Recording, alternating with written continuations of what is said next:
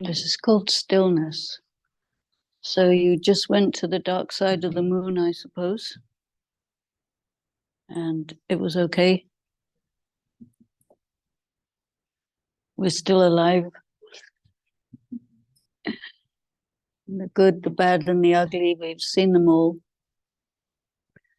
And now we take a look at this mirror of the mind, because we are doing meditation. There are many, many, many aspects of meditation, many. Because really meditation means to think deeply about what's worth thinking about. That's meditation. So there's no technique. But to arrive at stillness, you have to go through all of these things that create disturbance. So stillness is what happens by the time you've completed your work, your mental work, your inner work, and come to terms with everything. And there are things that arise all the time.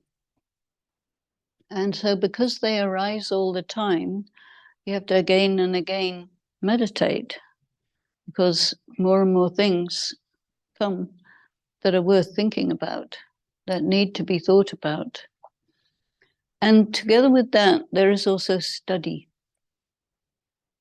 And study means that you take up concepts which are very deep, very subtle, and over a long period of time, which could be your entire lifetime, you gradually go deep and deep into them, and you arrive at clarity slowly, bit by bit.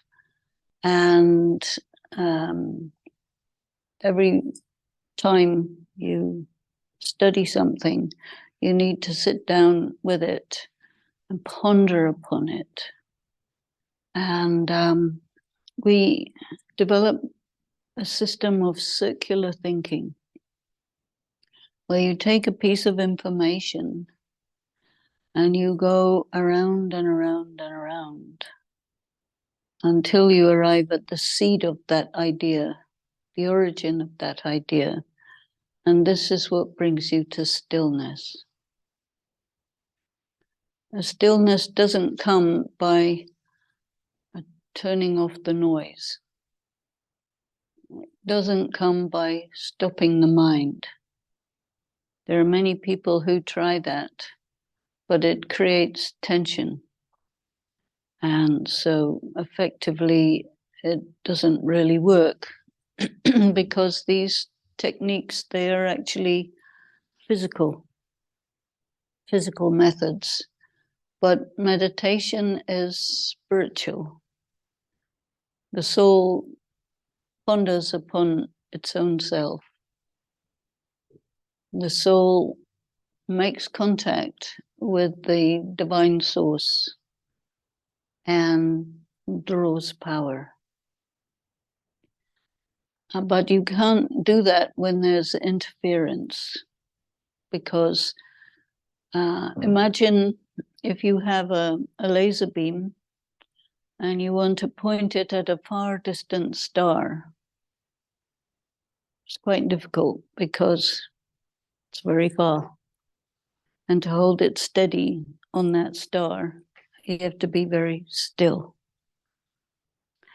And meditation is in a way like that. You use ideas to create a gyroscope. The gyroscope goes round and round. You probably have one in the form of a bicycle, but that's a vertical one. This is a horizontal one. And what a gyroscope does is create steadiness. So you want to create steadiness in your mind by circulating ideas until you have arrived at clarity. This clarity creates the steadiness. And yet then you're still, because your mind is the capacity of your mind for scattering is gathered by this gyroscope, which holds everything together. And then you can be still, and then you can go and touch your star beyond without shaking.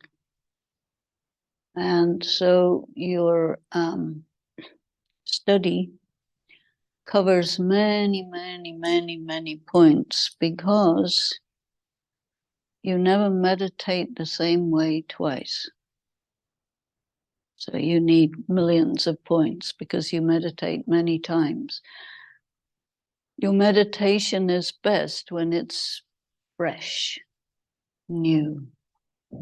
Sometimes people use the word prayer and meditation, religious people. Prayer is the same thing every time, usually. Our Father which art in heaven, etc., many, many times, the same thing. But meditation, every time different. It is, in many ways, it's poetic,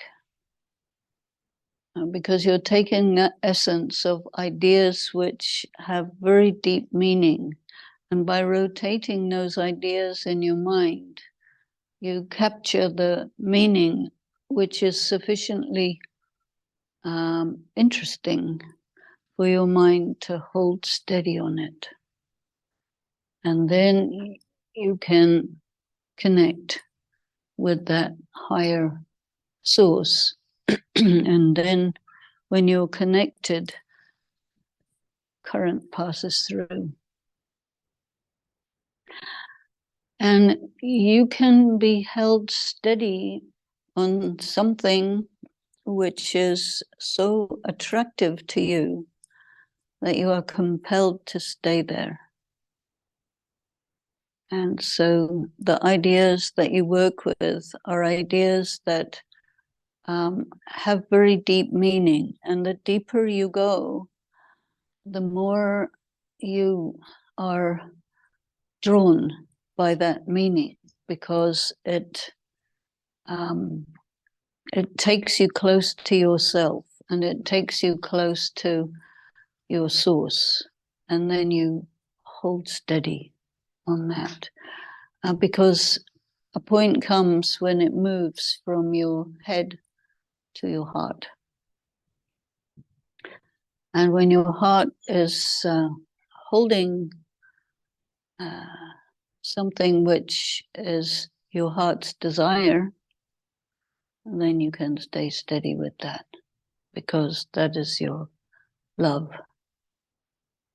If there's something that you love, you stay with that. But it has to be renewed and refreshed every time. And so this is meditation. So the first and most important thing is yourself. So yourself is so beautiful, so extraordinary when you arrive at it, that you are basically amazed that the very, very best thing there is that you are you. When you arrive at that, you will stay steady for quite some time. And then it takes you further to who is looking at you in such a way that you can see yourself.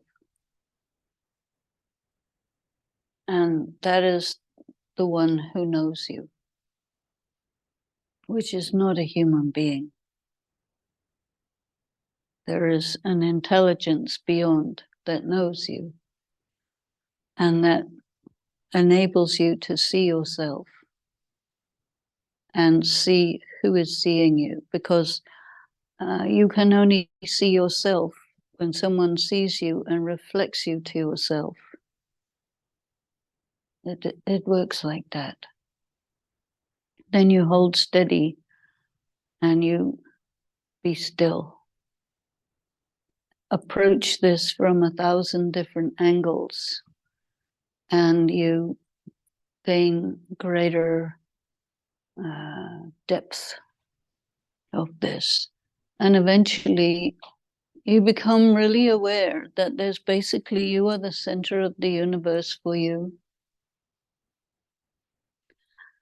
And there's people, places, and things around which are passing all the time. You spend some time with some people and then you separate. But this is like the pole star, which is not moving. You know the pole star or the North Star? It's an anchor for your soul. And all the other stars are moving around. But this is your anchor. This is your source of power, and holds you steady also through all the light and dark and this and that. And it is where you get strength from, energy from. Because we talked earlier about the depleted soul. Yeah? So once you're empty, you need fill up. And you need really on a daily basis, because every day you use energy doing different things, being different things, and handling different things. And you cannot fill yourself up fully and completely in one go. You need to increase your inner space so that you can take more while using it, take more than you use. And you become at ease with yourself, at one with yourself. And you don't feel the need to be anything other than who you are, what you are, because it is splendid, resplendent, beautiful. When you're empty, you feel empty. As you fill, things change. And you see yourself, feel yourself, know yourself, that it is enough just to be me. And you are connected with the source, which is the highest thing there is. So it's enough to be you, it's enough to be connected, and then you manage whatever there is, because you're not dependent on whether things are good, bad, or indifferent. It's not about that. It's about being who you are and continuing to fill yourself. And you become a conduit for that energy, because you want to do something, right? Don't just be and not do anything. So you want to do something. And so you become a conduit, like a satellite. So this energy comes into you, through you, spreads, and it loops back at you and intensifies your light and meaningfulness. And this is how it is.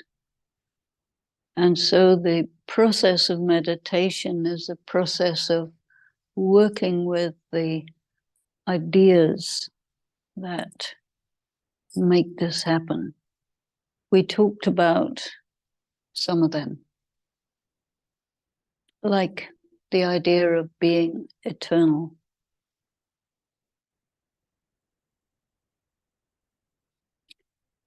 To go deep into the idea that there has never been any time when I have not existed as an individual. And not how I feel right now as an individual, which is a depleted state, but what I am in reality, which you start to feel as you draw in more power, light. It's as if your new moon is shifting and becoming a full moon. So as the full moon, you reflect full light. And what happens when there's a full moon, everybody looks at it, right? And they like it. They get something from it. So as you become a full moon, you are extending that radiance. It's benefiting people. It's benefiting you. So there's this loop effect. You become more and more resplendent, and your sense of self changes because you're full.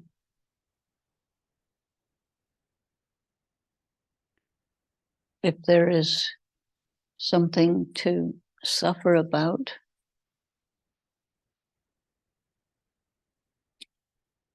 it changes because you don't suffer for what you used to suffer for, because you're different. When you're tired, you suffer a lot. When you're not tired, you don't. As you feel, your sense of self shifts, because your sense of self is not much to do with what's going on around or who did what to whom. It's not about that. It's about what you are, who you are, and that you are drawing this power into yourself. So this intelligence is with you always, sees you always, knows you always, and supports you always. So the idea is to deepen that relationship, because it's a relationship, a permanent relationship. Otherwise, we have temporary relationships. But a permanent relationship means that it's eternal as you are. And from that connectedness, you move around in the big drama of human life, a big story. But all of that is a game. You're a player. You're connected to your support system, your energy source. You're plugged in. And there are things that keep you close and things that cut you off from that. So you need to know about what keeps you close, what cuts you off. When you meditate, what you're doing is the best possible karma that can be done. There is no karma more elevated than that, because you are drawing energy not only into yourself, but extending it planet-wide. And so anytime you do this, you have to deal with opposition. And so opposition comes from, remember I said there's energies, these winds that push you away. So they will push you, and you will develop the ability to resist them. And as you study the material, there's lots more. I will show you how to get access to it. It gives you clarity, more and more clarity of how to be independent of these winds, or stronger than these winds, which push your boat in a different direction. And so your muscle of the soul to hold yourself connected gets greater strength. So all the things that appear to be negative or seem to be not okay, they're really only there to increase your muscle of the willpower, because you're connected to the extent that you want to be. And so will is a very important thing. You make a decision.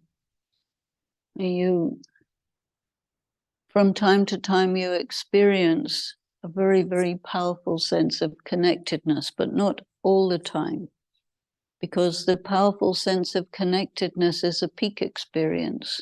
And if you're in a peak experience all the time, it's not a peak experience.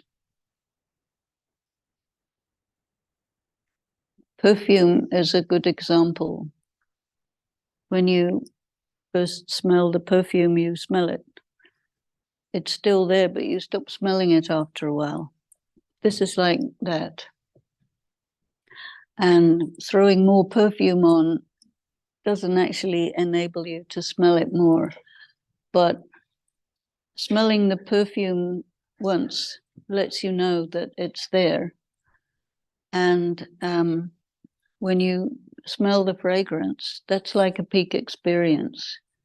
Knowing the fragrance is there is to know that you're connected and not doubt, because doubt gets in the way.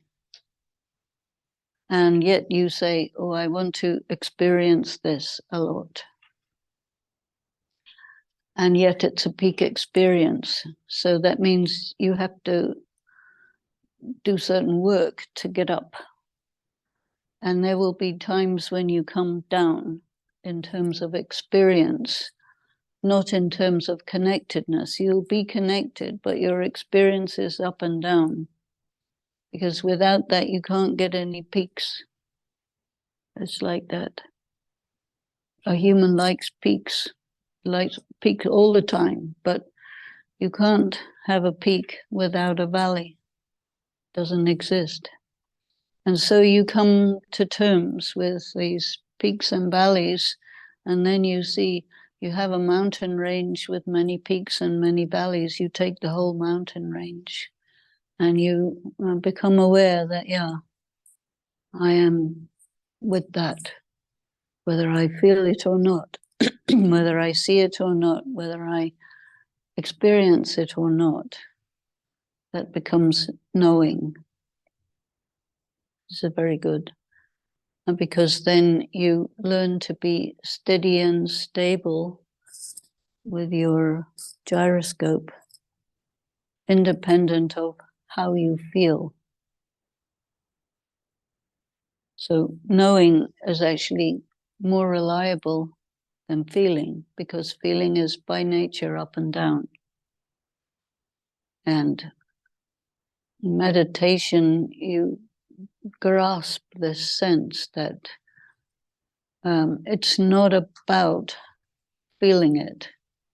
It's about knowing what you are, what is there, that you are connected, and you move forward. And this is gradually giving you strength of self-awareness, or some people might call it self-realization, because you realize what you are. You don't have to feel it all the time. If you need to feel it all the time, you become like a drug addict who has to have more and more and more because they want a feeling. But when you do that, you lose your power. So you don't want to lose your power. You get the signal you're connected from time to time. And you have to make it clear for yourself that you're loved, honored, revered, regarded, connected, and you're strong enough to handle the ups and downs. And this makes you effectively a master. So this is what a master is. You're skilled in all these things. You can, when your mind goes up and down all over the place, you can tell it by your decision, quiet now. I'm busy with my source. Keep quiet, and it will do as you say. You're a master.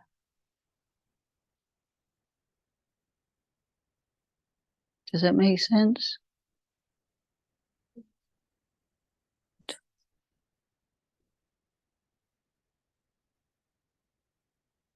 We have not so much time, but we have some time. So I wanted to give time for you to give your comments, your questions. There may be deeper questions that you may have, because in these couple of days, we open up many things. And then you may say, well, I need to know this, I need to know this, I need to how, and this and that, and how to integrate it into my regular life, and all of those. You may have questions like that.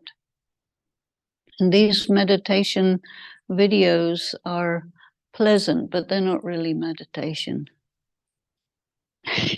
You meditate with your own mind in your own way, but these are just indications of how you can process your ideas and move them along, because it's about that, working with your mind, working with your intelligence, so that you are training your mind and intelligence to go in the way that is logical, coherent, meaningful, and that it won't deceive you, because you'll catch it beforehand.